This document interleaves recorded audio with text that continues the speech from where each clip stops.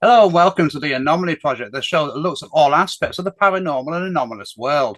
I'm Marcus Lowth, and joining me as he does every week is Steve Mera. Now, Steve, we've got an absolute legend with us this evening. I'm sure you're looking forward to this Absolutely. conversation. I always look forward to conversation. It's been far too long.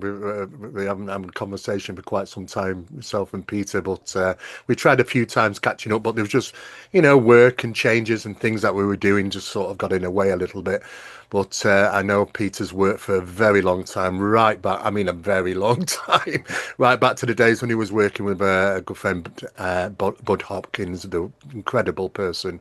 And I kind of got involved in the research then and the organisations that they did then regarding people's experiences with, could say alien contact or alien abduction type experiences. People are having some types of trouble with this type of phenomena sometimes, and it became fascinating. I think it was basically that put the stamp on the map for me in regarding groups. I think it was the only first one I came across, which was some type of support group. So it was very on in the early days that it was well ahead of its time, to be honest with you, long before people even considered support groups. So that's what really caught my eye, a very special type of work and research that's been done. And, even though that even in the modern day now, we have the alien abduction phenomena. I don't believe it's sort of been suppressed so much that the phenomena is not taking place. I think the reporting of it certainly has dropped considerably, but I am still aware of people who have these types of experiences all around the world. So it's this hasn't gone away, but I think that primarily the work that Peter did alongside with Budd Hopkins and that really did sort of put it on the map, and it just went boom, everywhere, and everybody got to hear about that stuff, which was really impressionable for me at a younger age, for sure. Absolutely, absolutely. So, joining us this evening is, as I say, writer, researcher, lecturer, Peter Robbins. So, first of all, Peter, thank you very much for joining us. How are you doing, first of all? Good, and good to be with you guys. The pleasure is all ours. Now, Peter, it's no understatement to say that you've probably forgotten what most people don't even know about UFOs and alien abductions and things of that nature. So, given that the landscape was very different when you started getting into this stuff, what actually dragged you in? What made you think I've got to start investigating and writing about this stuff? And off the back of that, how do you think it's changed from back then to where we are today? Mm. Great question. Growing up, I had absolutely no interest in this subject whatsoever, other than the wonderful black and white monster movies that involved beings from space, often eating human beings or taking over our planet. Um, but I was a nerdy kid. I read a lot. I collected bugs and stamps and coins. I was a Cub Scout and then a Boy Scout. Very Leave It to Beaver, a famous American television show about a rather innocent childhood. And at the age of 14, I would say it was a simpler time. You might compare my life experiences to a 9-year old at the time, growing up happy in a small village outside of Manhattan. And one late morning, one of my sisters and I were playing outside, and I caught something in my right peripheral vision coming in at a high rate of speed and stomping over the neighbor's house. Immediately called Helen's attention to it, and it was as unambiguous a sighting as we've ever had, I guess. Mm. 5 silvery white disc-shaped objects in an upside down V formation, metallic, and close enough that we could both see regular detailing around the edge of each that many years later, because this memory became deeply repressed for me for more than 14 years with one break, Mm. that we could, when we finally talked about it, we could only compare it to windows on an airplane. Um, but the watching of it, and I'm sure Steve has had similar experiences in interviewing witnesses. I call it the checklist reaction. Yes. My logical mind immediately ran through everything that these were not: planes, kites, blimps, helicopters, strange shaped clouds, formations of birds, whatever. And then I kind of hit the wall inside of myself and experienced a very profound sense of loneliness. What it came down to was I knew what I was looking at was not of this earth. This was early 1960s. It's a long time ago. And that nothing had prepared me for this, and that I was really not prepared to deal with it. And went to run into the house to tell our mom. One can say by coincidence, I passed out for the very first time in my life, running into the house, or that I was rendered unconscious. In any case, I came out of it. They were gone. My sister was gone. I walked into the house, intuitively went upstairs, saw my sister's back as her bedroom was at the top of the stairs, looking out the window. Private moment. Went into the doorway to the kitchen where our mom was, I think, making us grilled cheese sandwiches for lunch, and saying word for word. I relived this twice in hypnotic regression, once with Budd. Mom, Helen and I just saw some things in the sky over the Parker's house that looked like flying saucers from the movies. Many years later, when we sat down with our parents and related this to them, my mom didn't remember it, but intuitively, she did something very wise. She turned and she looked at me. And I remember thinking to myself, this is the way grown-ups look at each other, and didn't feel compelled to say anything, which was incredibly important because, as you know, Steve, so many parents in a situation like that, coming from their own anxiety, oh, honey, you just thought it, which is, you know, you're a liar, or you're making something up, or I can't handle it and this is my way of doing it. But that memory over the next 2 weeks or so was really, the garbage can lid fit on that, and it didn't bounce up again for years. When it did, I thought I was having some kind of breakdown. I mean, how can you forget the most profoundly unforgettable moment of your life? But we do it. And sadly, in human experience, much more often in conventional traumas. Yes. But I called my sister. I was very careful not to blurt out what I remembered, but to set the scene. And halfway into, this is the weather, this is where we were standing, she said, stop, I know what you're talking about. And then confirmed my memory. She wasn't sure whether it was 5 or 6 craft, which we worked out very quickly the next day when she came over and saw the painting I did right after we got off the phone, which had 6. But when I had my hand over one, when I removed it, she said, you're right, it's 5, because it was a V formation. Yes. Had that been it, I think I probably would have ended up one of the tens of millions of people out there with a serious interest in UFOs, but gone on with my life and my dreams and my plans. But it's what she said to me next that changed everything, which was, but there's more. And I don't know if you're going to like it or how you're going to feel about it. And then proceeded to tell me 50 years ago about what now we would consider archetypical moments in abduction. This was, I think, 15 years or so before the term gray was invented. Yes. And my first reaction as she started to tell me these vignettes of being lifted off the ground, walk through a curved metal hallway by these beings on the table, my first thought was, oh my God, my sister's gone insane. My second thought was, but 8 seconds ago, it was okay to have 5 flying saucers over the neighbor's house close enough to see the windows. Listen to what she's saying. And I became obsessed. And I don't mean that in a good or healthy way. I became obsessed with the subject. My art career somewhat derailed. I became involved in just making imagery around these things. I couldn't stop thinking about it. I knew no one who was involved. I had never been to a UFO conference. Had never read a UFO book. But over the next year, 2 years, I educated myself, started to put the pieces together, started to build a library, and started to build a network of colleagues. Found a psychotherapist who helped me to normalize my experience, which was very important to me. And the next thing I knew, I was doing the work. The long answer to your short question.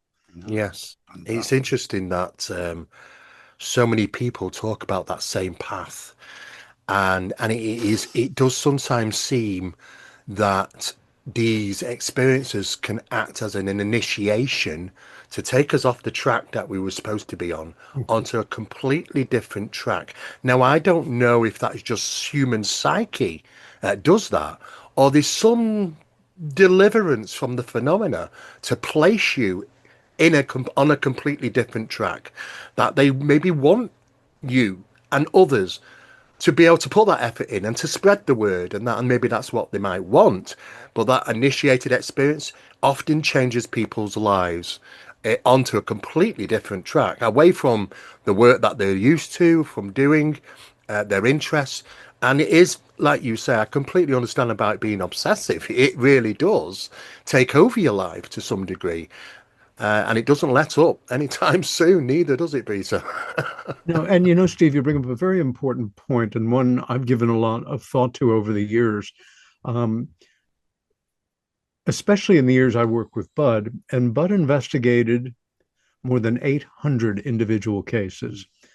I know because I logged a lot of them into our ledgers and was there for interviews and hypnotic regressions and the like, some briefly, some in depth. And certainly among the experiencers, abductees, witnesses that I spend time with and have continued to, there are, I believe, a percentage who fit that profile that you're talking about to a T. Mm. Others, and I think I'm in that other group, it was a decision that didn't have to do with their will. I just simply had a goal in life and an aim and a dream, and it was displaced by something that I very much resented, was simply more important. And I felt in a way like I was dragging myself from one room to another in a bag, kicking and screaming. Yes. I want to be an artist. I want to do this stuff. I'm in New York. I've built my network. I had my dreams and I was showing my work. I continued on, but I won't say half-heartedly, but it had taken a mortal kind of wound. This is not Sunday painter kind of commitment. This is Yeah. major player stuff. And, if there was a multiverse I could check into and see how I did in that career, I think I would have made out okay. But can I just ask you there, Peter, actually, because you've kind of just answered it yourself in a way. I normally ask this kind of towards the end, but I think it's applicable. You mentioned that your dream was to be an artist, and if I'm correct, I believe Budd Hopkins was also an artist. So I've got two questions here for you, I guess. Do you regret that this happened to you, and do you wish that you could have lived a normal life and gone down that route?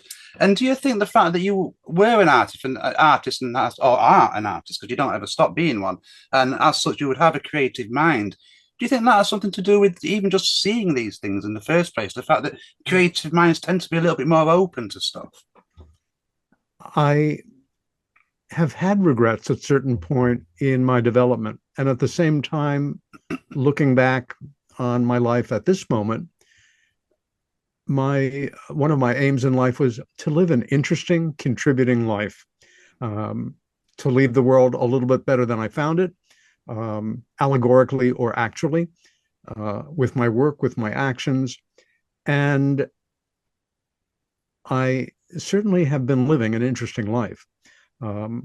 I had a healthy enough ego that I wanted to be well known for my chosen work, which again was in the arts.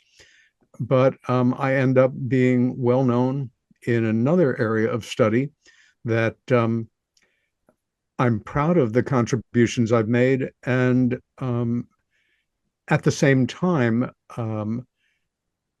also proud of making corrections of sorting things out as I go when I fall on my face. But I think now, I think of our friendship, Steve. We haven't seen each other in a long time, but when we do again, it'll be like we haven't seen each other for 6 weeks or so. Yes. And I think of all of the the friends and the friendly acquaintances and the remarkable people I've met and the places I've gotten to travel that I likely would not have unless a museum in that country had, had me over for a retrospective or something. And ironically, have been giving more and more thought lately to picking up where I left off, quite simply in the arts, not walking away from my work in ufology, but in getting back to work. And in fact, I'm just beginning to catalog, I don't know, somewhere between 700 and 1,000 drawings and paintings and sculptures stuck away in the house here to give myself a timeline and some sense of what I've done and decide where I want to go with it when I pick it up again. And I'm fairly methodical in that sense. I need to kind of finish this process before going on to the next. At the same time, I still occasionally paint and draw.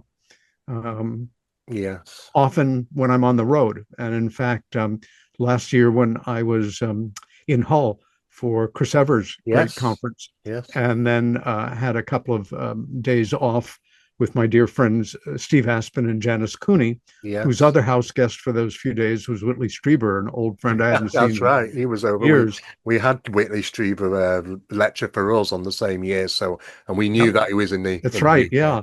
And I did some painting at their place. So it's, it's sitting there just below the surface, but I can't complain. I have fulfilled certain objectives in my life and certain dreams, but not nearly in the manner I thought I would. I'm with you. How do you feel about the creative mind aspects of it then? Do you feel, Peter, that that's important, or do you think it's relevant in, do you think creative people tend to be more open to seeing these things, or do you think it's just coincidence?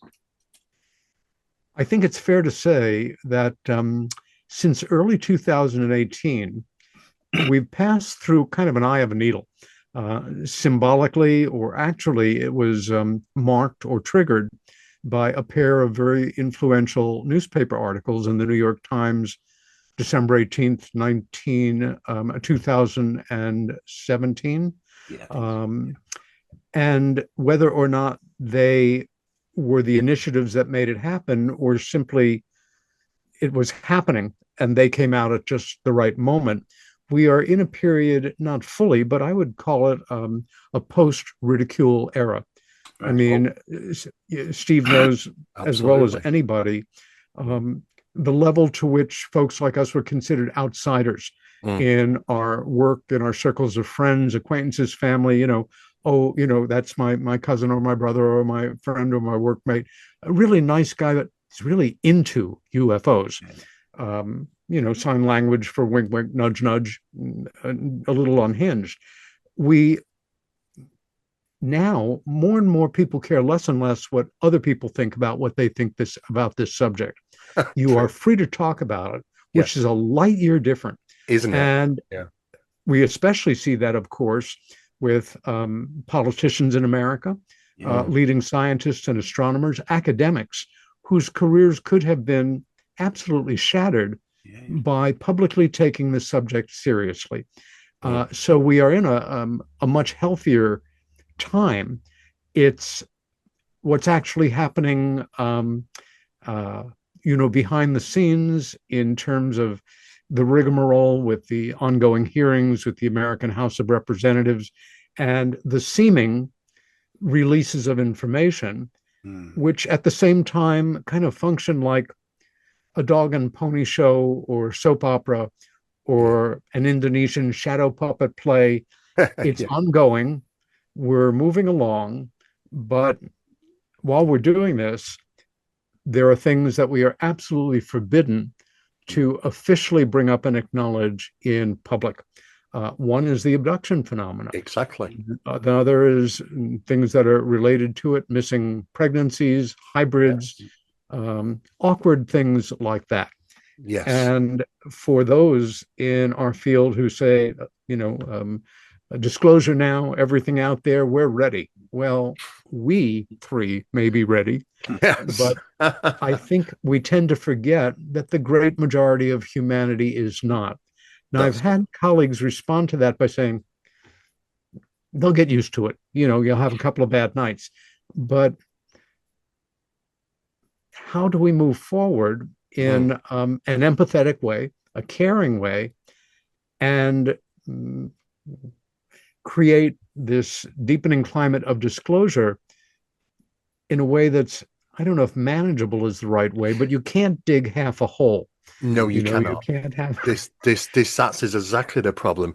It does seem like control over the having some control over this seems to be the most significant thing, and not to indicate or have anything to suggest that we do not have control over this phenomenon. This is probably a good reasons why there are certain aspects of this that just doesn't reach political discussion. It tends to be around the UFOs themselves, or UAP as they like to term it now, the technology, the capabilities, and that's the kind about it. But research, as we know now, is slightly changed somewhat over the years, and we're starting to look into quantum mechanics, conscious connection, observer effect, psychological infestation through the process of phenomena. And it's pushing us into an area which is not a manageable area. You know, and I think this is a really good reason why they are just want to close the door on this side, which is really shouldn't do, because it's fundamentally part of the same thing. But just focus on the safety areas where it's good to, you know, you can converse forever and a day. You know, I mean, what resembles, like I see in the UAP hearings, is something which is deliverable to the general public. Yes. A bit like going back to the days of Project Blue Book, to be honest with you. You know, let's give the public are demanding something. Let's give them something, but will it actually get anywhere? You know, is the frustrating part, isn't it, Peter? Yeah. Of course, there's two concepts of disclosure with the capital D. There's kind of the formal world leaders coordinate, go on TV at the same time, my fellow, Yes. Americans, UK residents, Russians, Indians, whatever. It's my solemn responsibility to share with you, blah, blah, blah. We're not alone in the universe. And Brave New World, here we are, and let's all be together. Whether or not that happens remains to be seen. If it does happen, perhaps it will be because the hands of officialdom are forced by our friends above. Yes. Yes. But what is going on right now, and has certainly for about 20 years or so, is the process of disclosure, where every single day, 8, 12, 15, 32, one person has an experience, a sighting. They're taken. And as I like to say, reality doesn't care what we believe. No. It's just doing its thing, and we're stuck with it. But that more and more people out there,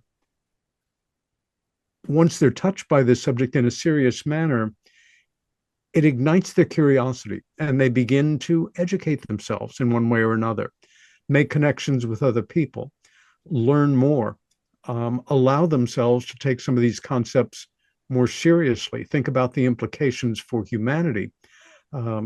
Also, we human beings are obsessed with bad and good. And I think about 2 years ago, I had the honor of moderating a panel discussion for one of the annual MUFON symposiums, and the title was, "Are They Good or Are They Bad?" Yes. And my first thought was, they should have picked somebody else who's not a wise guy to moderate this panel discussion. I remember that actually happening, Peter, because strangely enough, and this was a coincidence, that particular year we had our own event taking place, and we had a panel put together, and it was referred to as the darker side of ufology. Mary Rodwell was there and a number of others, and it was that question, that burning question: is it good? Is it bad? Is it black? Is it white?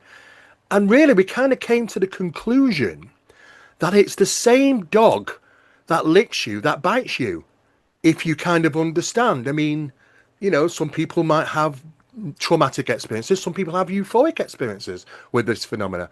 It might not be black and white, and excuse the pun, but it might be in that grey area that it just consists of all. you know, but we were having that event at the same time you were having that event. So I was thinking to myself, do you know what? The world is asking these questions on both sides, or in America, in the UK, and people that burning question, what is it? You know, and is it black and white? Is it just, are there ones that are bad? Are there ones that are good? It gets so mixed up into it. And really, we concluded at the end of the day that yes, people will continue to have wonderful spiritual euphoric experiences, but there are equally those people that do not. And it is best to put it all on the table and let people to make their own mind up rather than burying away aspects of this, because that's when it becomes problematic. Because some people say, well, I hear about these experiences, but mine wasn't like that. You know, mine was completely, I don't want to have this experience again. So they didn't know where to fit in, Peter. That was the problem, you see. So we kind of just brought it out, made it open, and said, look, these are the things that do happen, all on the table. And I assume that something similar was done at your end as well when you were discussing about this aspect. Well, I began with an injection of humor by simply saying, "Are we talking about the good ones or the bad ones?" Which is, Yes. I think you're absolutely right. And there's another dimension beyond that, which is if we are dealing with other intelligences who come and go with impunity from other locations in the cosmos, interdimensional, here on Earth, right next to us, all this time, Yes. undersea, underground, again, one dimension away, that they're just doing what they're doing for their own reasons. We make the value judgments. If you're a child at a birthday party and there's a professional clown there and clowns frighten you, you have a bad experience. If Yes. the same experience with another child who likes clowns is a wonderful afternoon. I wonder still how many other intelligences are coming and going. Is it several? Is it dozens? Is it a huge number? Do they run the gamut in terms of their motivations and their behavior that we human beings do, which, boy, really does run from the very dark end of the tunnel to goodness and light. There's no question that some people are brought up to simply be more accepting of the non-standard, the unusual. Other people are more tightly wound and don't have a lot of ability to be reflexive in a new situation. I think sometimes if we had, say, become biologists and our specialty was otters, who doesn't love otters? And we learn that there's a group of otters, a subspecies in northern Canada that are dying out. We need to find why, and we're airdropped in there with all our equipment and pain-free traps, and we set everything up, and we catch our first otter. And it's you and me, Steve. You take him out of the cage. You're holding him or her, petting it. We love you. You're a lovely animal. You're great. Meanwhile, I'm shining a light in its eyes, giving it an injection, putting a collar on it, spray painting a number on its side, and off it goes to Otterland. And as it approaches, the other otters know something is off here. And it says, "You're never going to believe what happened to me." That's right. We don't. You're weird. Keep away from us. Hello, the story of the human race and their relationship to this subject. What we do in terms of our relationship with the world of lesser species in experiments and no different, is it? Nothing personal, but you may die because we need this information, and thank you very much. Is a mafia aphorism that I love. Before they shoot you in the back of the head twice with the silence 22, it's nothing personal. It's just business. It's just business. Yeah. Can I just and ask that you, may be Peter, part off the of back what of we're that? experiencing. They're Just just ask doing you- what they're doing. Can I just ask you, because you mentioned about different entities, the possibility of different entities coming here, and obviously that would mean different agendas. So, I mean, because there is evidence that is the case.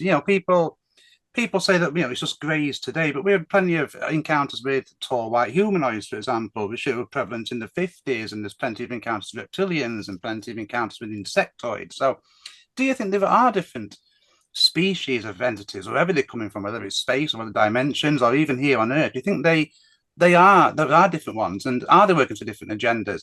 And just with alien abduction in mind, and you were mentioning there about, we can't release this information because not everybody's ready for it.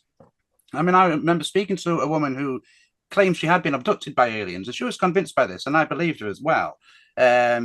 And she said the phrase that stuck with me. She said it's hard to go back to eating burgers and enjoying sports after knowing all this kind of stuff.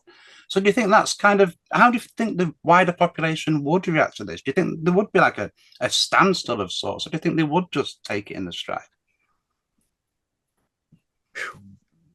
Can you just repeat the question part of that again?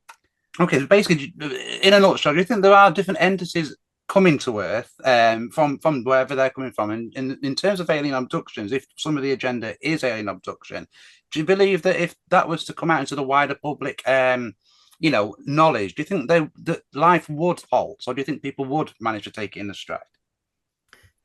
I think there's a potential for panic. Just knowing that what you thought up until this moment as myth, lore, mental illness, mystical thinking is real, that there is good reason to go slow, so to say, on moving forward. Sometimes I search inside myself for something, a model that will give me something to kind of think in terms of. There was a mini series that came out in the 80s that was redone more expensively about half a dozen years ago. Called V. Really? You may remember. Yes. I thought ultimately it was like every World War II resistance movie I ever saw, except, the old Jewish guy knew, but they these people that look like models. However, it opened with one of the greatest what ifs in the history of science fiction, as far as I was concerned. One morning, everyone wakes up, and I think hanging over the 60 biggest cities in the world, 1 mile up, 1 mile across, is a mothership. Game over. Yes. It's Yes. that would certainly move the process along, and everything would change. It just changed. I don't think that's going to happen. No, I don't think. It seems like non-human intelligence doesn't want to disclose, doesn't want to play that game. Otherwise, I think it could all end tomorrow, couldn't it, Peter, if they wanted to? But I don't think they want that. It looks to be that they've been quite hyper-elusive, intrinsically interwoven with humanity, right back to probably pre-documentation of ancient times, Right. before biblical writings. I mean, we even have to even question, did it come before religion? Yes. And was there some aspect of these experiences which has forged various different types of religions around the planet? Correct. Yeah. In fact, you bring up a very timely point. In January, I went out to Los Angeles to film an interview for Ancient Aliens, of course, very popular television show. All of us were on non-disclosure, couldn't talk to each other about it even. However, about 2 weeks ago, the show premiered. It is Ancient Aliens, season 17, episode 12. It's called The Abduction Files. Being Ancient Aliens, it keeps going back to that theme, but I thought it did a rather good job, better than most, in terms of television treatments of the subject. It's on the History Channel. I expect, you can pick it up anywhere in the UK if you have the channel. And it gave, actually, I was particularly moved by the fact that it really gave a lot of credit to Budd Hopkins. Good. That is rarely done. It's, usually just a miasma of folks that they throw in there. But his seminally important role. I think it does go back probably to the mists of time, and again, for their reasons, not our reasons. But it's fair to say that we human beings often mystify or mechanize in our thinking what we don't understand. Mm. And when faced with a true mystery like UFO, UAP, the truly the ones involved in intelligent design, so to say, by intelligent beings coming Yes. and going for their own reasons, that we have something that if folks don't absolutely accept that we can't understand a lot of this with our current knowledge, they will deify it. There are UFO related cults and have been. Um, Certain individuals will place themselves above the fray and codify what they believe, and it will become a basis of belief for other people, even if it's based on wishful thinking, nonsense, or the great X-Files mantra, I want to believe. We all Yes. want to believe or not believe certain You- constraints on this subject, something that we can control and live with. Unfortunately, it's messy and it doesn't work that way. No, it doesn't. I mean, I think the initial plan was that, well, this is how it's got to be. These things must be traveling the vast distance of the space because they're not terrestrial or look to be terrestrial. So they've got to be coming from an extraterrestrial base out there in on other planets and so on. But that was before we started looking into the fact that there are numerous ways of contact through them experiencing a UFO experience, missing time, alien abduction, contact experiences. But what wasn't talked about is non-human intelligence communication around seance tables. And you think to yourself, what are these doing showing up at a seance? How are they connected spiritually in that same manner?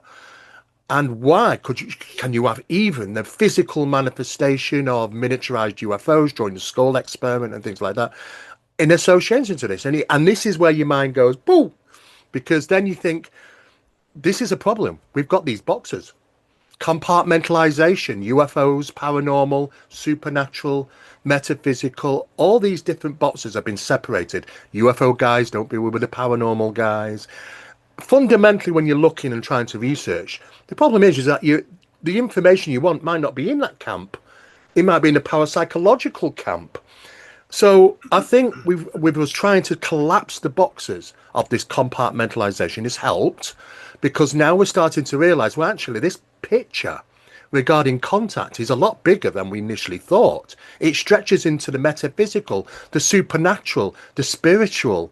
And this is really puts us into a whole different area than it's not just simply ETs like a living being traveling the vast distance of space to come to planet Earth. Is something a lot more, it's involved, it seems, with that. And there's a lot more people now waking up to this type of aspect, asking questions about that side, not so much about do the government have UFOs, or do we know how the UFOs fly, what propulsion systems are they, all that sort of thing, the techie type stuff. They're asking this side of the stuff. They want to know more about this. How can that be? How can it be associatable with paranormal phenomena?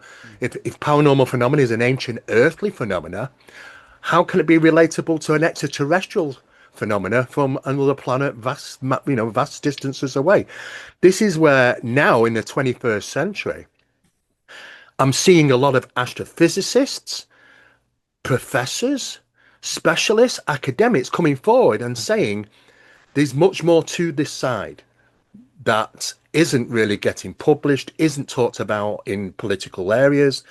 And there may be good reasons not to do that because its implications to religion, economy, and all these other things could be very, very damaging. And so maybe that's the reasons why we don't go down that road. Yeah, absolutely. I think, Peter, can I just jump in and quickly ask you just before we move on off this? Because it's important what you were just saying there about crossovers with the paranormal and stuff like that and supernatural. You've obviously researched many, many alien abduction cases through your own work with Budd Hopkins. Um, it seems clear to me that a lot of people who experience alien abduction, before they actually realize they have done, they experience poltergeist phenomena, such as seeing shadow people, hearing strange noises, electrical malfunctions. Have you come across that? And does that suggest to you that there is indeed some kind of connection across the paranormal spectrum? In some cases, yes. Okay. In other cases that I'm aware of, no. But one thing is certain: when an area of the genuinely unknown, mysterious, unexplainable touches your life, you either shrink back and kind of get a bunker mentality, and often less communicative, anxious, or your natural curiosity breaks through into other areas as well. I've had times back in the day, when people would say, "Oh, you're into UFOs. Are you also into ghosts and reincarnations and hauntings?" And there was an implied sarcasm, a dismissiveness. What an interesting fellow you are with all of these quirky things that you find interest in. But once, if you are a curious person and one thing leads to another, you simply educate yourself more down the line. I first read Edgar Cayce's work when I was in my 20s. Right. And up until then, the idea of some mystical oriented person rolling their eyes back in their head, talking in a funny voice and making believe they're 5,000-year-old disembodied spirit. And thank you, I'll take that in cash or check. Yeah. I dismissed that whole possibility until I started to read accounts that were verified and re-verified, no intent to make money, and had to realize that there was more to it. By the same token, even before my very first visit to England, when my sister Anne was junior year abroad in University of Lancashire, I had read a wonderful book called The Old Straight Track by a man named Alfred Watkins, published in, I think, 1926, who had literally, as a retired, whatever he had done, started to walk the lays. And was able to document that there were these gun sight straight paths across the United Kingdom, intersecting with each other here and there, that were in some cases picked up in Karnak or in France, that there was an overview and a plan here that literally made my jaw drop. It wasn't mystical, it was real, but wait, this challenges all of my ideas about technology and time. And that sent me into more interest into ancient civilizations, kind of separate but equal interests. And then staying, at a B&B where I returned to many times, mainframe of the house from 1500. For an American, it might as well be, 1,000 years before Christ. And learning that there was a presence there that would occasionally come and go, and not in any way anxiety provoking or creepy, just part of the landscape. And hearing the accounts from people who I'd come to know and take very seriously, and then learning from people in other parts of my life, putting these things together, the ultimate result is I can look at anybody and say, after all of these years, I know for a fact how little I actually know, and could put forward in a court of law and empirically prove. I can make better educated guesses than most people, but the abiding mystery is still something that drives me to learn more, to educate myself more, to meet people, to have experiences, and to learn about their experiences, and perhaps be able to put, another two pieces together. Yes. It's an ongoing process. Absolutely. No, I completely agree with what you said there. I mean, can I just ask you one more question off the back of that then? I mean, do you feel that, because I completely agree, you start research, I was like yourself, I was into UFOs and that's what I wanted to research and investigate, and then you drift into other areas, ancient civilizations being one of them. But do you feel we need to see a coming together of fields of interest, whether it be from the scientific world, from the research world? You have people who are maybe looking at Bigfoots and people who are maybe looking at ghosts and people looking at, we need to treat it as one big subject as opposed to little different subjects. Do you think we'll get to that point? Certainly, there's more openness to those possibilities of a credentialed individual going beyond the bounds of their self-assigned area in UFOs of the paranormal and exploring a connection in an unrelated or seemingly unrelated area of non-standard activity. Other folks stay, very much within the lines that they define for themselves. And like any researcher or investigator in any specialized area, keep themselves, fairly enclosed in that. Not that they're dismissing other areas. Yeah. I know occasionally I get reactions that are a little resentful when I answer a question about something that I'm not well informed on, but they feel I should be, with that wonderful phrase, "I don't know." What do you mean you don't know? You're on this radio show. You've written a book. Nothing wrong with you that. speak at Nothing conferences. wrong. How do you not know? Yeah. I said, well, often it's I haven't read about this particular case or just been introduced to it or need more. I'd rather hold no opinion than an uninformed opinion. And that, especially in America, where everybody's invited to their opinion and it's just as good as your doctorate, and don't tell me it's not, you snob with your degree. No, that's not the way it works, actually. No, you're absolutely right, Peter. I see that all the time. I've never shied away from saying I don't know, because there is a lot about what we don't know. I mean, I spent 41 years in this study. You spent a considerable longer time. And, I consider I have some very good opinions now. We're backed up with some research, but it's not even a dint in this overwhelming subject. And I don't think anybody could even achieve that in maybe 2 lifetimes, let alone 1. But it is interesting that I do see people stagger to answer or try to answer these questions. And even I look at them and I go, no, you should not have said that. That's wrong. It's that's not going to look good. Don't attempt to try if you don't know.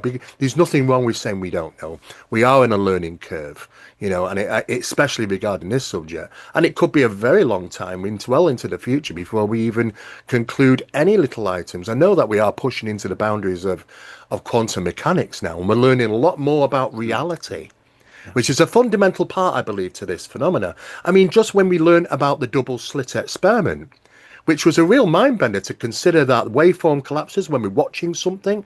Yeah. So if we're looking at a UFO, are they aware that the waveform's collapsing through observation? Are they aware that they're being watching, and hence, we have this conscious connection, a bit like Bluetooth pairing in a sense of speaking with these experiences. And then we start to think, hang on a second, what if we're not there to see it and we set up a video camera and film the double slit? Well, it still collapses, because the intent of filming it and us knowing what we're going to do, it still collapses.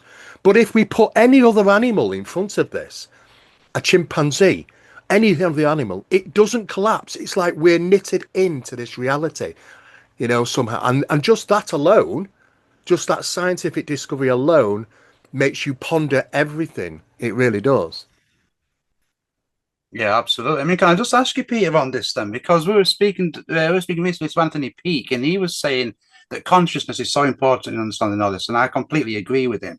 And he was basically saying, well, I don't want to put words in his mouth, but we were talking about how the subconscious mind and subconscious thought of vastly different people all coming together could actually manifest this sort of stuff into reality. So in a sense that UFOs and aliens are both real and not real at the same time. Do you feel consciousness does play a part in this? And, do you think quantum physics and quantum mechanics will unlock those secrets as we move forward? We also have to remember that there are certain UFO incidents that occasionally come up and are documented in the history of UFO studies that really stand alone. Either the circumstances or the nature of the craft or the appearance of the being don't fit into any other known pattern, which debunkers or particularly aggressive skeptics will try to use to knock down other cases. It's just, well, this is just crazy. And now you've got a new crazy being that's being reported here. And it's not a hard thing to understand why a lot of intelligent, open-minded people who are just kind of overwhelmed by the possibility that this is real are happy enough to accept that, because I don't want to be put in the position that Peter said he was when he was a kid, of having to question everything that he thought he knew. Yes. I would rather make fun of you or dismiss your work as inaccurate or not grounded in any really serious research motivations or behavior. And we're stuck with that. Human nature, all fear of the unknown, I guess, all fear at its base is fear of the unknown. Yes. And UFOs and UAP phenomena and their implications for humanity are as grand an emblem of that concern as humanity may have. I think what is staggering to many researchers in this field and academics is what might be referred to as the metaphysical aspects of this phenomena. In the alien abduction phenomena, we've got these beings being able to walk through solid walls into your room and physically grab you. Well, and you're thinking, hang on a second. So it's physical and non-physical. So they choose to have physicality when they want to. And if that is the case, now we're also dealing with the same aspect for the crafts themselves. Are the crafts the phenomena itself as well? Because with many times when crafts seem to be going into water, they don't leave wakes. They don't leave splash marks. They're traveling at 200 miles an hour. They've not changed their velocity just because they've entered water. It's like beyond the physics. It's like the water's not really there. To try and understand the metaphysical aspects, the only time we've ever heard of this is in the paranormal, where apparitions have walked through walls and prodded you in the back. And you've seen this is the same sort of aspects where there's a choice of physicality that's taking place here. And that is a real big problem, just trying to understand how it breaches our physics in the world. Even in the alien abduction cases, it sometimes shows demonstrations like breaches the physicality of our world. In terms of advanced technology, even though we can all agree to some degree that the limits of technology are unlimited. Yes. But still, don't tell me that a person can be lifted off their bed and floated through a plate glass window and gravity doesn't apply, or through a roof. Yes. Very briefly, one particular case, such a dispassionate word. We don't have a better one sometimes. That I was invited to look into was some years ago in the city of Buffalo, New York, just outside of Buffalo. A gentleman, he was a professional electrician, lifelong abductee, member of a local group there, married to a nurse, very practical people. I visited their home, everything, really solid, reliable, brand names, no affect, very open. I noticed, though, in their open ground plan on their floor, first floor, just looking around 360 degrees, at any given point, there was a clock. These people did not collect clocks, but there were about 10 clocks. Oh. When you have missing time experiences as part of your life, you do tend to become obsessed with how much time you've missed. But anyway, Bill, his real name, one night feels himself lifting off the bed, he sleeps on his stomach. So he's looking down. His wife, as always, is knocked out. And he knows what's going to happen. He's going to pass through the ceiling, through the roof, be taken, blah, blah, returned. He's starting to, his molecules on one part of his back are starting to enter the ceiling. Yes. And then something goes wrong.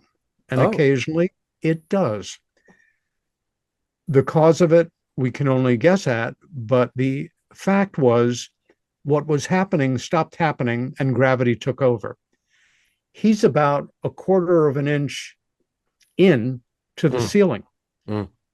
And bang, drops down, hits the bed. His wife wakes up with a start. Plaster comes down. He's got a very real wound on his back. She can't really treat it with what they have at home. They have to go to the emergency room. And it's the middle of the night. And I became so, while he's telling me this, that I forgot the excuse that they gave at the ER. But, my husband was being abducted by aliens and, he was going through the ceiling. And so it's a normal plaster injury there. So, but wow, this happens. And again, technology fails, even the most sophisticated kind of technology. And they, or the group of theys that are involved in abduction, occasionally don't get things right. I'm sure you have cases like we used to have with Budd very occasionally, where somebody is returned in the wrong night clothes. Yes, or absolutely. With their backwards or something like that. We have to remember that they are not all powerful, all seeing gods. No, they're beings. And they've evolved to the point that they are well beyond us, God knows. But the system is not perfect. No. And in a way that's kind of reassuring. I like the fact that things go wrong in their world as well as ours. They're infallible, I know. It does make you think like that. I know that through experiments that even I've been involved in, through advanced seances where manifestation of flowers dropped from the ceiling. 2 of those flowers were phased into the ceiling. They remained in the ceiling. Half of them, they died eventually, but they were phased, half stuck into the ceiling. And it's like a very similar thing, and there was a 2-star general called Albert Stubblebine. You remember him? He really looked into this phasing technique. He wanted to try and see if we could make super soldiers be able to walk through walls. He was fascinated with that aspect that of being able to phase through solid items, to the point where I think he even made a film called Staring at Goats, wasn't it, about remote viewing and things like that. But it is absolutely fascinating, and you are right. I have heard stories where it hasn't gone to plan or things didn't work quite right, which makes you think then that just because they have huge amounts of advanced technology doesn't necessarily mean that they've got it completely the same level of acknowledgement and intelligence to bear that technology. It's a bit like us, really. I mean, technologically, humans are advancing super fast in technology, but not so super fast in spiritual and consciousness, but faster in technology. So at some point, we were kind of playing catch up to some degree.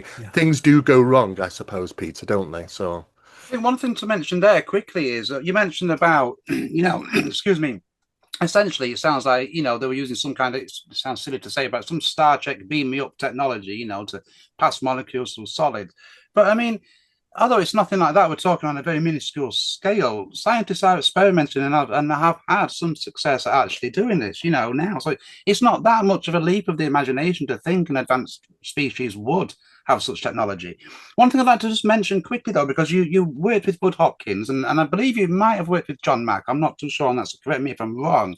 But no, I was lucky enough to become friends with John Mack once he connected with Budd. I see. Speak for his group in Boston, but we never worked together per se. Oh, thank you for correcting me. Well, what I was going to say is both of those researchers, after studying hundreds of cases, kind of started edging towards the conclusion that these abductions could be part of some kind of hybridization program. And I know that kind of sounds preposterous to many people, but I mean, what are your thoughts on that? Is there something to it, do you think?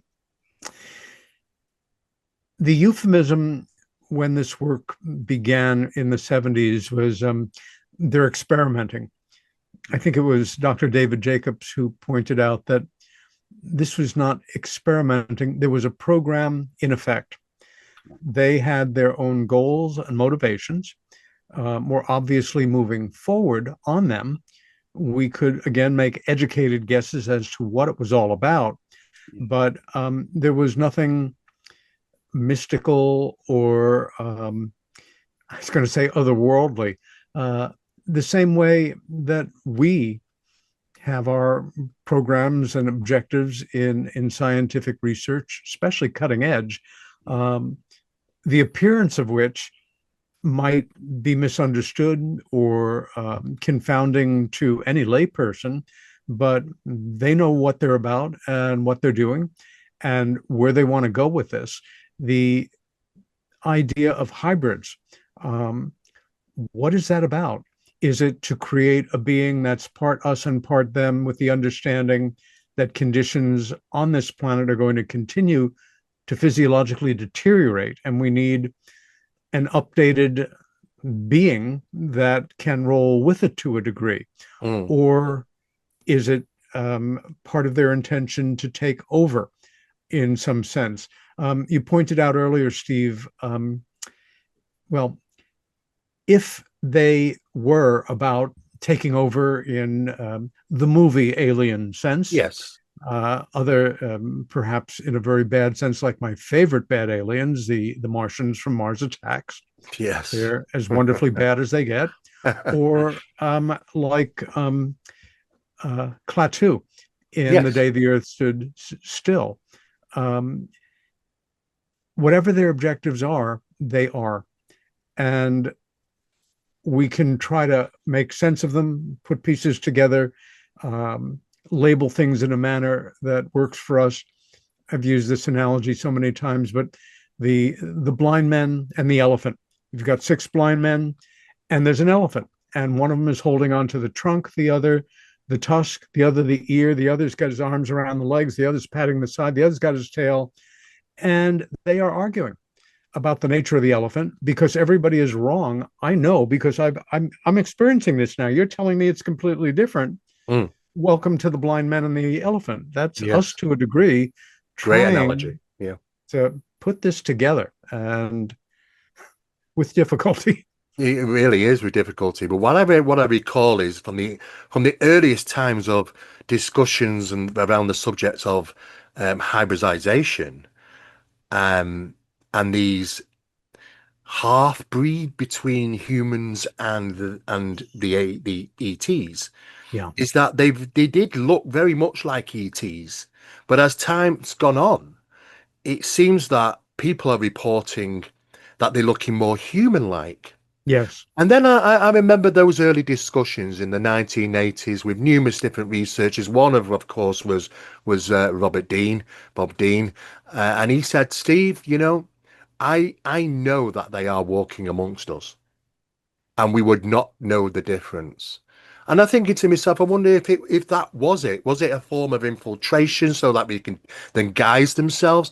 You listen to Ingo Swann and his biography, The Remote Viewer. He talks about the same thing, that I come across these individuals. They are not human, but look human. You know, so if that is the case, then I'm wondering if this is that ongoing program that, yes, they are amongst us and we would never know and can live the life of a human. But really, their allegiance is maybe to something else, or it's through knowledge or experience or whatever it is that living that a human experience. It makes me think that maybe such a long agenda and having the intelligence that they have, Peter, surely they must have achieved what they wanted to achieve in this time. Boy, Steve, I will tell you that when the subject of hybrids began to come up, in the years that I was really first starting to work with Budd, you'd think, well, you know, you're working with Budd Hopkins, you're inundated with this information regularly, and I doubt that you'll be thrown by anything. Well, it really disturbed me. I would say it freaked me out, because that was something that I could accept as a possibility in terms of their program. And we had several cases where beings that we could only deduce ultimately were not really us and not really them, but a combination. It took me a year or so to become, I won't say comfortable with the subject, but to basically accept it as part of the way things are.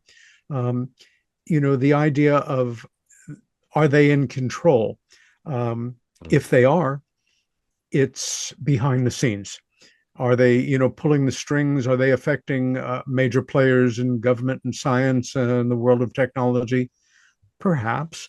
I think the good news is at least we are living with the illusion that we still have free choice and can follow our dreams and fall in love or, get passionate about this subject or that.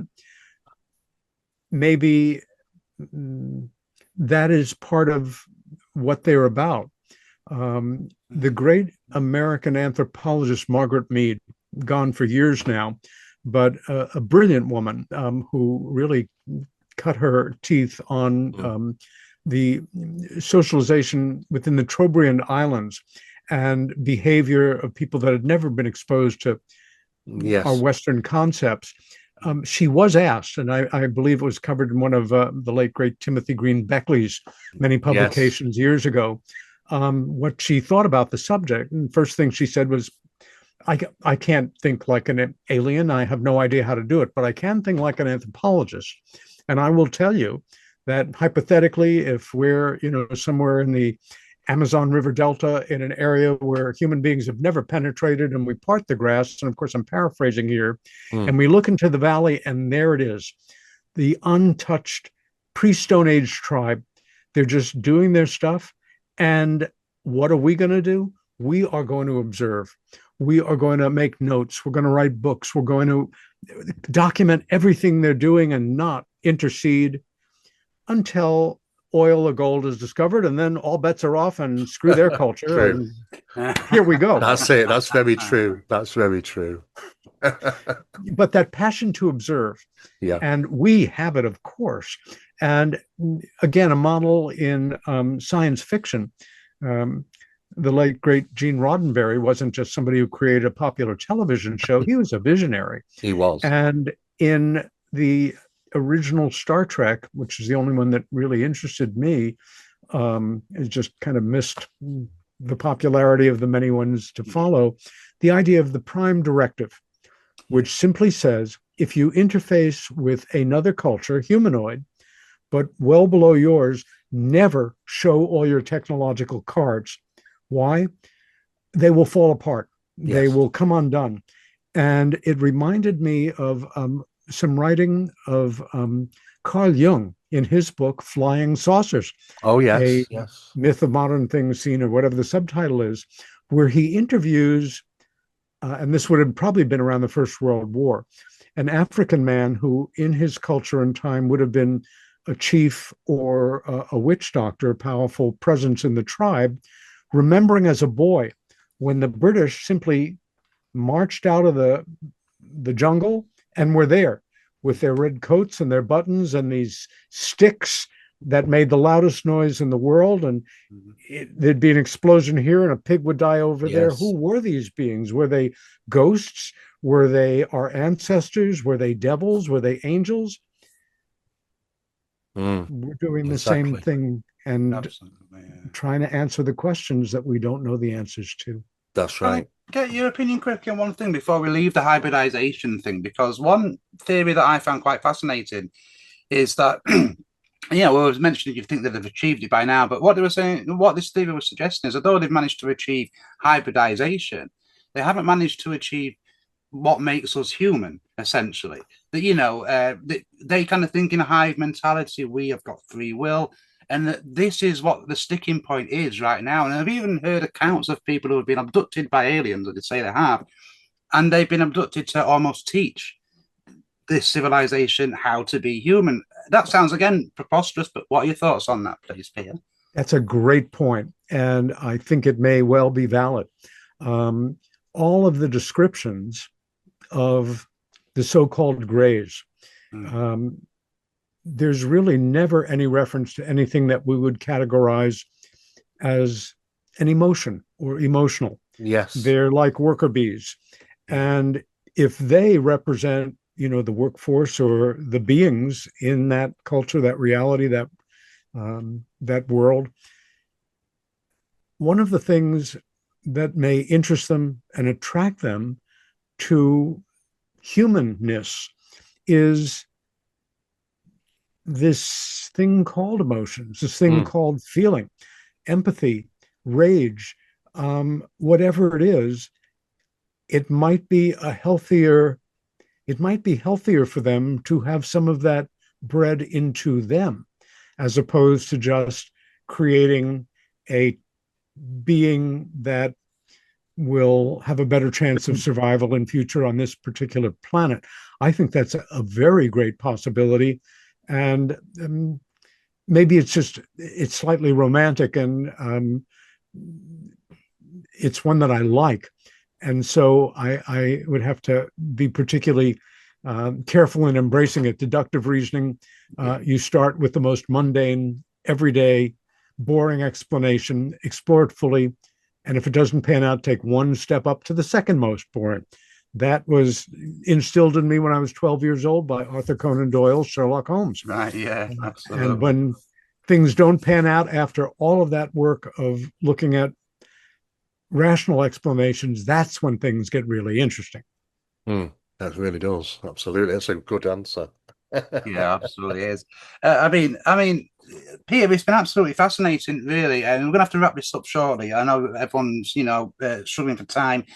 I believe you've written a little bit about Wilhelm Reich and orgone energy and how this interfaces into all of this. So, I mean, I find this fascinating. So I wonder if you could just tell us a little bit about that. I mean, how with the cloudbuster experiments and essentially summoning UFOs, and what are your thoughts on all? Because obviously you've done extensive research on it. I have. I was introduced to the work of Wilhelm Reich when I was still a teenager. Right. And ultimately, the psychotherapist I went into therapy with, named Dr. Ellsworth F. Baker, had been Dr. Reich's first assistant for the last 11 years of his life and directed the work after that. Dr. Baker had 2 UFO sightings, one with Dr. Reich during a cloud busting operation and another on his own. I worked with Reich groups over the years. I've replicated a number of his experiments. I've spoken at Reich-specific conferences here and abroad. I've applied it to my life in the greatest way possible, and I'm not even sure where to begin, except to say that the last great body of work that Reich was involved in, evolving very logically from his earliest work, coming from being Freud's first assistant and then going off on his own, had to do with flying saucers, with UFOs. It wasn't something that he paid much attention to in 1947 when the news reports started to come in. But in 1952, visitors on his property observed these things, maybe 53. And then he started to observe them. Again, we could do a week's worth of shows just on this. But he did create an apparatus that could affect the weather. And I know that for a fact because I spent decades documenting it and working with people who actively pursued the work, and watched a demonstration once, but it was enough. It was life-changing. Clouds being cut in half, entire landscapes of sky being transformed in 15 or 20 minutes with the careful application of this device, which can wreak havoc if used irresponsibly. And it was used in great part to destroy his reputation, talking about all of the areas of study he claimed to have been involved in, and now flying saucers. This was in the 50s, yes, during the McCarthy period. It really set the work back tremendously, but it was real. It was documented, kept in strict scientific method. And I'd be happy to do another show with you around just that. I believe it's terribly important work still. And his books, a number of which have been published since his death in 1957, because he was such a prolific writer, he left tens of thousands of pages of unpublished literature, which was held in a vault in Portland, Maine for 50 years. And 50 years after he died, which would have been 2008, that vault was open, and the executor of the estate has continued to publish. But books with names like The Mass Psychology of Fascism, The Murder of Christ, yes, Cosmic Superimposition, Ether, God, and Devil, The Invasion of Compulsory Sex Morality. Wow. He is one of the most dangerous people to, yes, both Stalin and Hitler wanted him dead, and they knew who he was, and he knew who they were in no uncertain terms.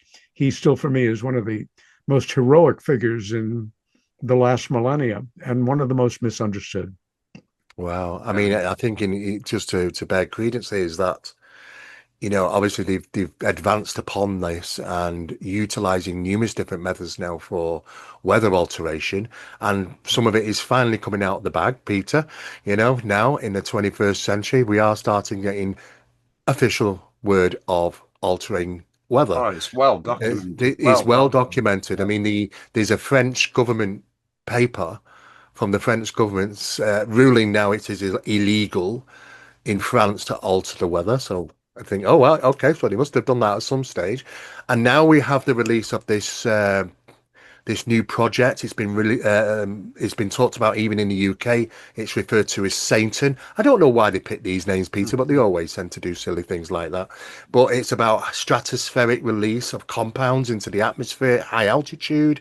People have been talking about chemtrails and all sorts of things for many years, but now it's official.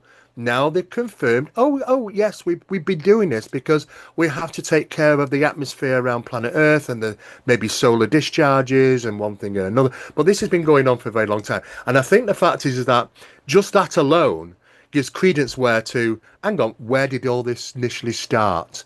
And then you start going back, you start getting into this, the Wilhelm Reich's information and cloudbusters and and there's some fantastic information, and you are right, it's such a large area of discussion. It probably deserves something on its own, but it does go to show that people have been saying this about altering weather for a very, very long time, and now this thing's coming forward saying yes, oh, by the way, we have been doing this officially.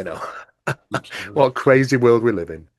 I mean, I quite like the idea, Peter, of doing a show just on this all through us, because, like you say, it is fascinating. I think the one thing I'd like to say on this is when I was reading about Wilhelm Reich a few years ago, he was talking about blue biomes and things of that nature, as I'm sure you're obviously familiar with. Yes. The first thing I thought of was another pair of researchers called Christopher Knight and Alan Butler, who wrote a book called Civilization One. And in that book, they were speaking about that the natural resonance of the Earth's energy is essentially C sharp, or megalithic C in ancient times. And they, I can't fully explain it now, but I use a paraphrase. And what they were saying is that C sharp, or megalithic C, has a natural frequency with the color blue, or a natural sympathetic frequency with the color blue. So I found that fascinating, that different kinds of research are actually saying the same thing. So, obviously Wilhelm Reich was tapping into energies that were essentially invisible to us. So yeah, we should definitely return to this, Peter. His the science that he pioneered, which he named orgonomy, a hybrid word, orgasm, terminology can be made fun of, but it's simply the study of how energy functions in the living and non-living realms. And that was his life's work, again, beginning with the most elemental life forms, amoeba, and ultimately how star systems form. a unique formula. Is tension, charge, discharge, relaxation. If you've ever, and we all have, had that feeling of being out in the countryside when a real storm is brewing and the sky is growing darker, certain trees, the leaves will turn upside down. There'll be a stillness in the air, and then all holy hell will break loose. Lightning, thunder, rain, and then a dissipation and a sweetness in the atmosphere. Everything from an amoeba splitting, again, to a star system forming is governed by that formula. Wow. Absolutely. Yeah. It's scary times when you think about the technology that people might have now. It is concerning that, you could possibly have the technology to level forests, to snap trunks of trees 2 meters thick, and Yes. in a very secluded. I know we were too well on the same path here, thinking, Peter. I've seen this. I know it happens, and it's just so profound. You think, when somebody has the control to be able to place this somewhere, that is when it starts to be highly concerning, to be honest with you, about the technology and who's in control and what can they do. But I've seen, and I don't know if it's the same for you, Peter, in America, but over the years, definitely since the 1980s, I've seen a significant change in the weather conditions and the format of planet Earth. Our summers aren't summers anymore in the UK. We used to have them every year, religiously, and now we have very profound weather. It's out of sync. The seasons seem a little bit drift. Yeah. And I think you've seen this as well, Marcus. It's just out And of sync. I'm just wondering if is it a backlash of really playing God, into a sense of speaking, messing with things that maybe we shouldn't mess with.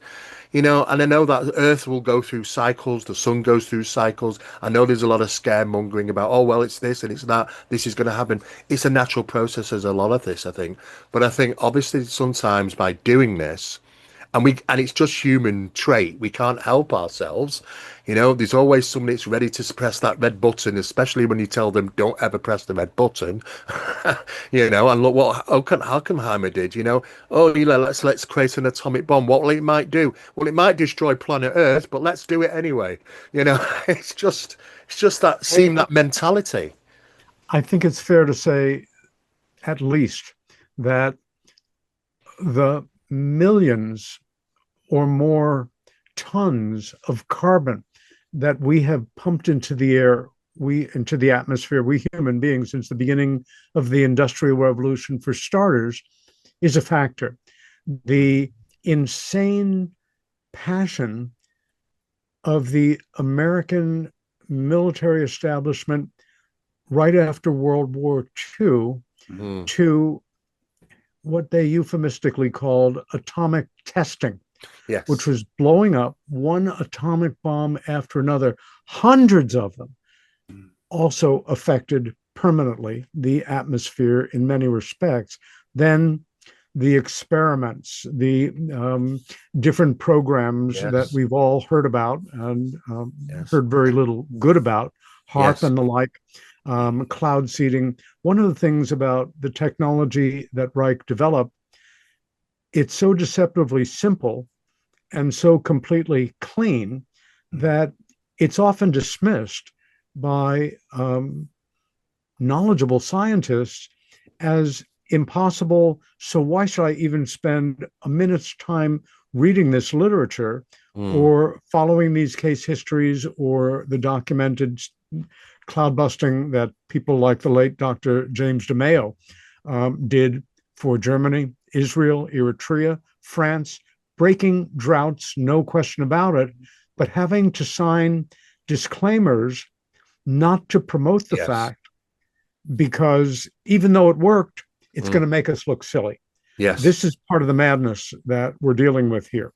Wow, it's incredible, isn't it? This is the world we live in today, gentlemen, the 21st century. We could probably have never fathomed that, when we were all younger, reading things that, oh, by the year 2000 we'll be flying around in cars. But do you know, it just goes to show that it's, you know, and it's true. It just goes to show how very different the world is of what we imagined, isn't it? It really does. I think the fact that we ended on speaking about Wilhelm Reich and organ energy is a good testament to how everything is indeed connected. We started speaking about UFOs, it's gone through the Yes. ancient world and energies, and then we end up there. But Peter, we're going to have to let you go. It's been absolutely fascinating speaking with you, and just on a personal level, it's been an honor to speak with you this evening. It really, really has. Hey, So great to I've meet had a you. great time. It's wonderful meeting you. It's great to spend time with Steve again. And yourself, I'm Peter. available, and I'll say it here, although I haven't put it out anywhere yet. I've been doing my own weekly old-fashioned radio show Yes, I know. for about Yes. 4 years on Monday nights, meanwhile here on Earth. And at the end of this year, I'm going to either take a break or move on to other things. So I am all the more available for my friend shows in part. And I'd be glad to return whenever you'd like me to. And otherwise, That would be wonderful. Steve, we have to figure out how we're going to get together. I know, Peter. You know, we do miss you. We do love you. Jackie sends the love, and of course, you know, it has been some time since we've managed to have a chat and a talk. But it's always great to see you. Always is. There's so much honor and respect for you, Peter. And you've been. I know It's what mutual, my you've been. brother. It's been a journey for you, my friend, and I've been by your side, and I know what what it was like. So I just I wanted know to you say, do. I just wanted to say, I take my hat off to you, brother, because I would not know, I would not have seen anything, and how that was manageable. But you, with such dignity and such honor, how you managed to do this, and it all prevail. Incredible, absolutely incredible. Well, we're definitely going to be having you back on because we're going to speak about Wilhelm Reich some more. But you kind of alluded to it a bit there, Peter. Before we do let you go, what have you got coming up? What's going on in Peter Robbins' world? The floor's yours for the next 30 seconds, my friend. About almost 2 years ago, I became re-interested in an area of UFO-related research that I know Steve is familiar with, but that, like most people, you pay attention to something outside of your area and then you move on. It was a growing number of photographs taken over the course of the American space program by NASA, by JPL, Jet Propulsion Laboratory in Pasadena, California, Hasselblad Optics, and we've been sending up cameras almost as long as we've been sending up satellites. And NASA's database has photos that are problematic in that there are things that appear to not be random, not be natural. Whole swaths of territory on the moon and Mars, and on Mars, where our rovers have been creeping around, interfacing with objects on the ground that are shockingly reminiscent of objects that you might find on the ground here on Earth. And I put together a presentation on it, more for my own curiosity than other people's, to see, how this would run, and was quite taken aback at how people in the audience were unfamiliar with it, continued to develop it. And then this past September, Ian Hall gave another version of it. And there's Whitley Strieber in the audience. Again, Whitley and I have known each other since 1987. And you'd think Whitley Strieber knows everything about everything that's ever happened in the world of UFO studies. He was gobsmacked. He was completely unfamiliar with it, and had me as a guest on his show, and has encouraged me in no uncertain terms to continue to develop this database and this project, which I am, but at the same time already looking for the next subject. I'm at this point, I'm really very comfortable and happy to work with people in staging their events, in helping to organize conferences, being available as a sounding board for younger researchers, Oh, you that's good realize to at a certain know. point in your work, you've got more information than you realized, and it can be of value to other people. So it's easy enough to find me and contact me if you're interested. But Right. yes, a few other things up my sleeve that I will be airing next year, and one of them to do with my own journey in the arts and what happened to me.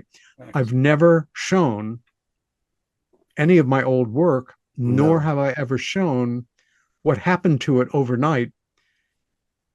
And it's quite a thing to see, even for me, as I've begun to put these things together. So Fascinating.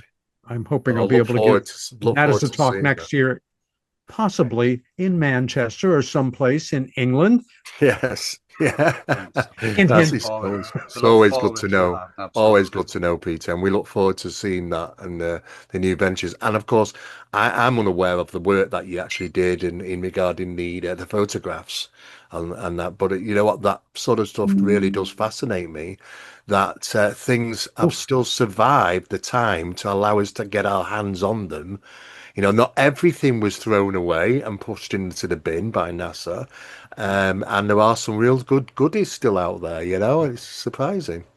we are either told as a rule that it's this condition called pareidolia we all have of, Yeah. seeing faces in nature, or that it's just a coincidence or wishful thinking or nothing to see here, folks. Yes. Move on. Yeah, absolutely. Well, as Steve says, we look forward to that. Peter, once again, thanks very much for joining us. We Thank really, you, Peter. really do appreciate it. My pleasure. And Steve, we'll be in touch soon and figure out when we get together and catch up personally. That will be wonderful. I look forward to that, Peter. You stay in touch, my friend, and stay healthy and take care. And thank you for coming on the show. My Excellent pleasure, stuff. guys. And thank you guys for watching. Make sure you subscribe to our channel. Make sure you leave any thoughts in the comments. And make sure you check out the Anomaly Project podcast.com for further news, articles, and information. Until next time, goodbye and take care.